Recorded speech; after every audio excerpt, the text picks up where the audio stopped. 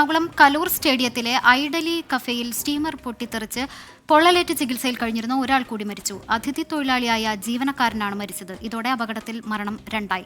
വിവരങ്ങൾ കൊച്ചിയിൽ നിന്ന് വിഷ്ണു സുരേഷ് നൽകും. കുറച്ച് ദിവസങ്ങൾക്ക് മുമ്പാണ് ഇത്തരത്തിൽ സ്റ്റീമർ പൊട്ടിത്തെറിച്ചുള്ള അപകട വാർത്ത വന്നത്. നമ്മളെല്ലാവരും ഞെട്ടലോടെയാണ് കണ്ടത്. അപകടമുണ്ടായി കുറച്ച് മണിക്കൂറുകൾക്കകം ആദ്യം ഒരു അതിഥി തൊഴിലാളി മരണപ്പെട്ടു. ഇപ്പോൾ അപകടത്തിൽ അടുത്തയാളും മരണപ്പെട്ടു എന്ന് വാർത്ത വരുന്നു. വിവരങ്ങൾ പറയൂ വിഷ്ണു. വേദനയുണ്ടാക്കുന്ന വാർത്തയാണ്. ഫെബ്രുവരി 7-ാം തീയതിയാണ് ഈ അപകടമുണ്ടാകുന്നത്. കലൂർ സ്റ്റേഡിയത്തിൽ 4 പേർക്ക് അന്ന് പരിക്കേറ്റിരുന്നു. ഒരാൾ ആ സമയത്ത് തന്നെ അവിടെ വെച്ച് തന്നെ മരിച്ചിരുന്നു. സുമിത്ത് എന്നായിരുന്നു അയാളുടെ പേര്.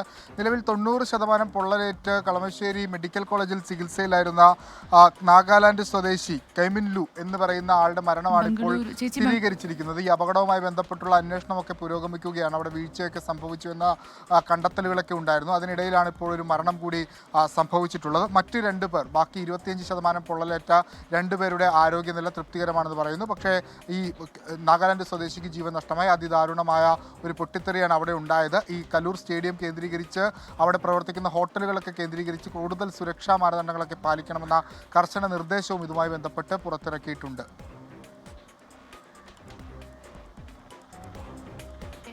വിവരങ്ങൾ നൽകിയത് വിഷ്ണു സുരേഷാണ് വിവരങ്ങൾ നൽകിയത്. ദാരുണമായ സംഭവമായിരുന്നു.